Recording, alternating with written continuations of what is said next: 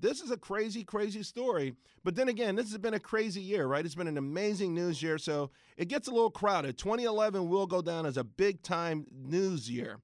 So what was your favorite story? Obviously, Osama bin Laden being taken out. That's huge. The persistently weak housing market, that doesn't go away. Building up for the White House race for next year. All these things and many more. Well, that gives us HyperVocal.com. We're going to talk to HyperVocal.com's editor-in-chief and also founder, Slade Sohmer, right? Yep, you got it. And, Slade, I want to just start off, first of all, what was your favorite story of the year?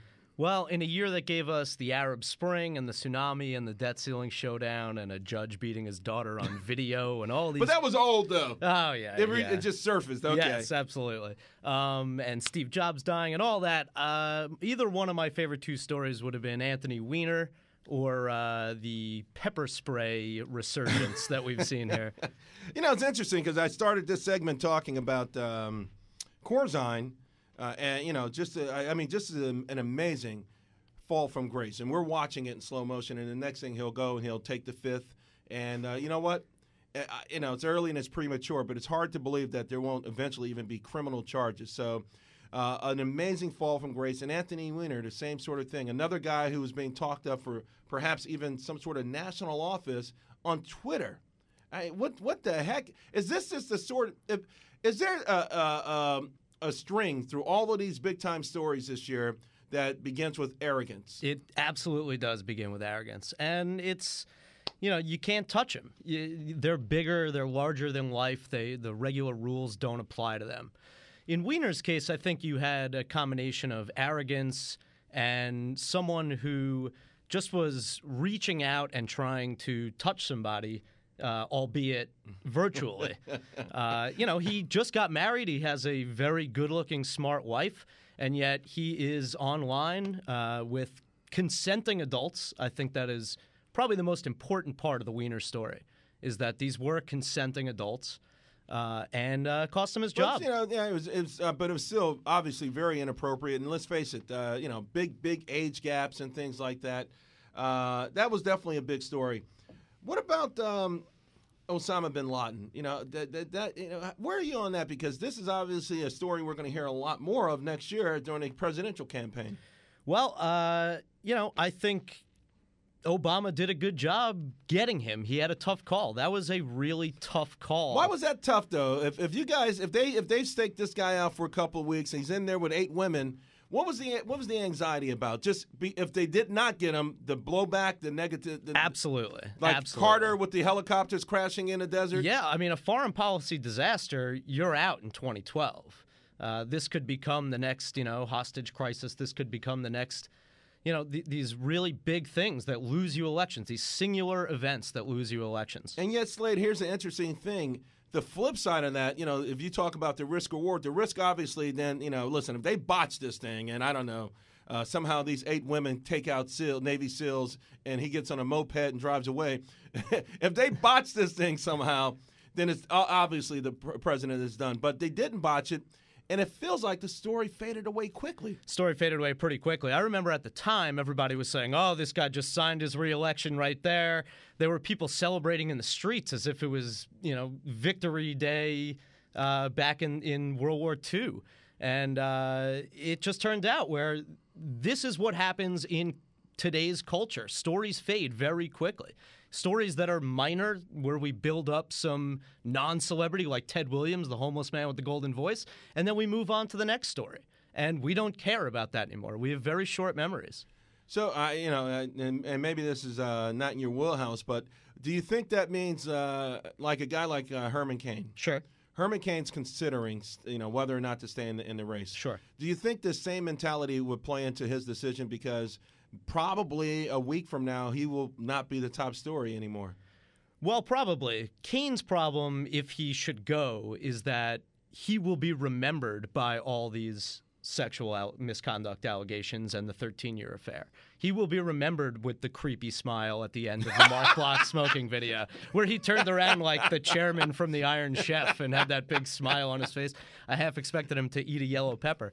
But he will be remembered for these things if he drops out tomorrow. The problem is, I don't know what the upside is to staying in the race. Right. So he's kind of he's got a big dilemma. The proverbial rock and hard place. Yeah, I think his numbers are like 8 right now. We're speaking with Slade Sohmer, founder and editor of HyperVocal.com, about the big news stories of the year.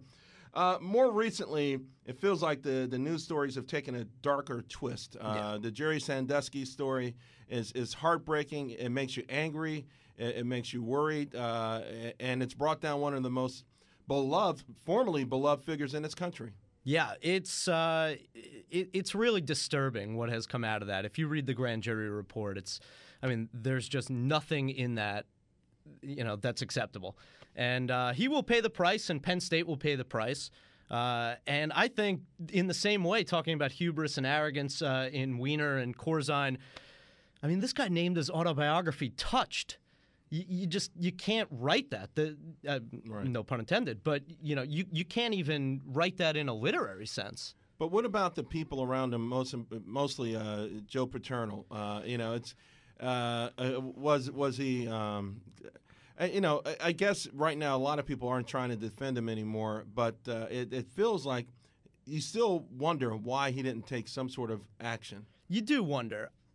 I don't think we know yet what Joe Paterno knew. It's never been fully clear that Paterno either knew about it or did not know about it. We think he might. We think he might not. But at the end of the day, if it turns out that we find out that he knew, you hang him with everybody else. But until that moment, everyone wants to be black and white about it. He knew. He didn't know. Maybe there is something in the middle. He might have known. He might have had a hint. He did what he thought was right, reported up. He didn't follow up, which was wrong. Some good, some bad. I'm glad you brought that up, Slade. Do you really think that exists in this culture anymore? That gray area, isn't it? I hate this person, I love this person. It doesn't feel like, even in politics, the art of compromise, we see it. It's non-existent. It's hard right, hard left. Period. There is no room in the middle anymore. I see it every day working for HyperVocal. I am on the internet 16, 18 hours a day. And you either are falling in love with something or you absolutely hate something, and everybody wants their opinion to be heard. There is no room for the mushy middle. There just isn't. And what we're trying to do is reintroduce that. We take very soft positions on things. We don't have headlines that scream about something.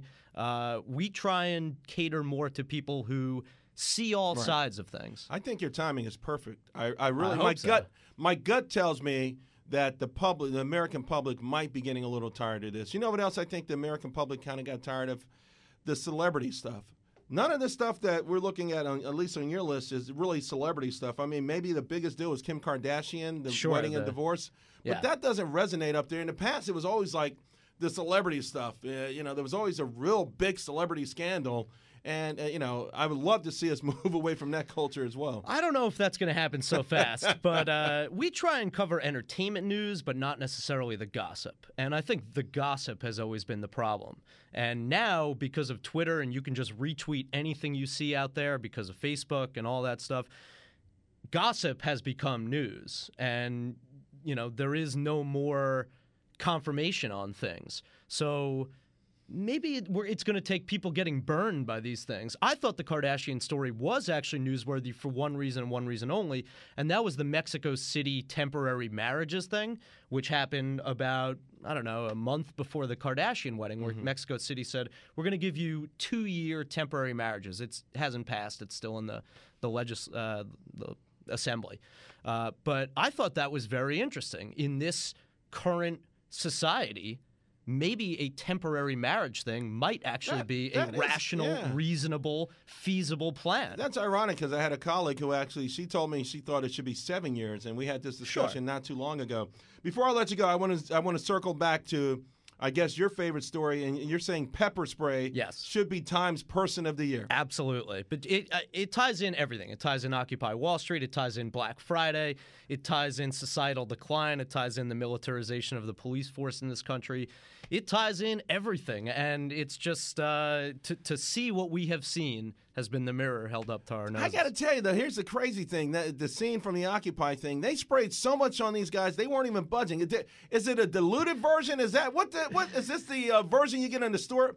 That's not the pepper spray I remember. It's not your daddy's pepper spray, Exactly. so to speak. Well, maybe it is, as a colleague of yours pointed out, a food product. Maybe it's been diluted all the way down to that. I get it. And you said the militarization of the police, but isn't pepper spray better than a baton or a rubber bullet? It absolutely is, but it's worse than nothing. Okay.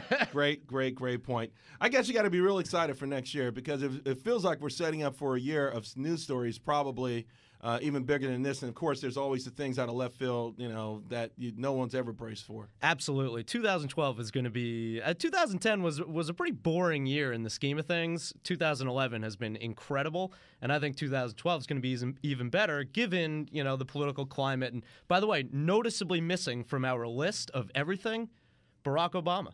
Wow. The guy sailed under the radar pretty well this Is year. that good or bad?